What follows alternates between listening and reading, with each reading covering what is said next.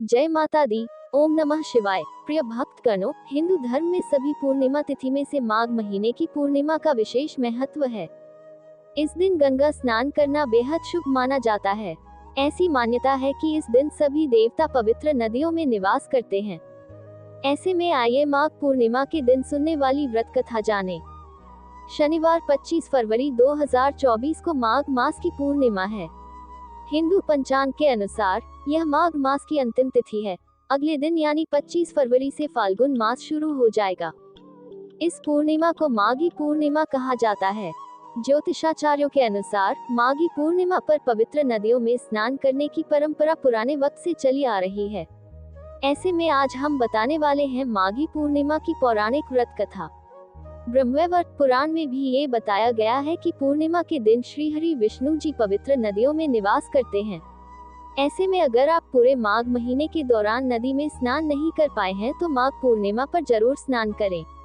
ऐसा करने से सभी पापों से मुक्ति मिलती है। पौराणिक कथाओं के अनुसार नर्मदा नदी के तट पर शुभ्रवत नामक विद्वान ब्राह्मण रहते थे, लेकिन वह बहुत लालची थे। इनका लक्ष्य किसी भी तरह धन कमाना था। ऐसा करते करते वे समय से पहले ही बूढ़े दिखने लगे और कई बीमारियों की चपेट में आ गए। इसी बीच उन्हें अंतर्ज्ञान हुआ कि उन्होंने सारा जीवन धन कमाने में बिता दिया और अब उनका उद्धार कैसे होगा। इसी क्रम में उन्हें माघ माह में स्नान का महत्व बताने वाला एक श्लोक याद आया।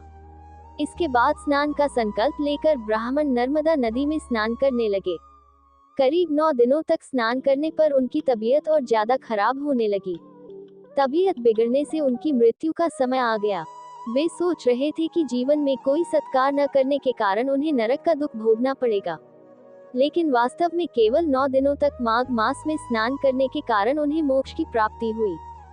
आज ये जानते हैं माघ पूर्णिमा की व्रत कथा क्या है।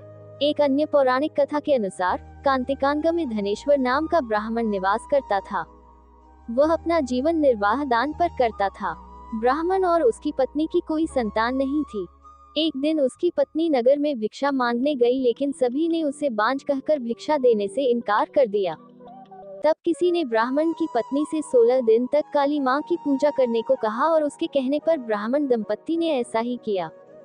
उनकी आराधना से प्रसन्न होकर मां काली प्रकट हुई और उस ब्राह्मण की पत्नी को गर्भवती होने का वरदान दिया और कहा कि अपने सामर्थ्य अनुसार तुम हर पूर्णिमा को एक दीपक जलाओ।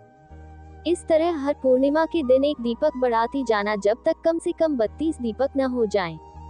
ब्राह्मण ने अपनी पत्नी को पूजा के लिए पेड़ से कच्चा फल तोड़ कर दिया।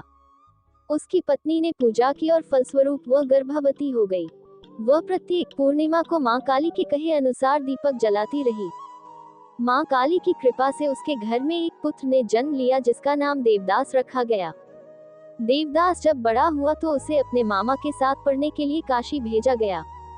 वहां पर एक दुर्घटना घटी, जिसके कारण धोखे से देवदास का विवाह हो गया। देवदास ने कहा कि वह अल्पायु है, लेकिन फिर भी जबरन उसका विवाह करा दिया गया। कुछ समय बाद काल देवदास के प्राण लेने आए, लेकिन ब्राह्मण दंपत्ति ने पूर्णिमा का व्रत रखा था, इसलिए काल उसका कुछ नहीं बिगाड़ पाया।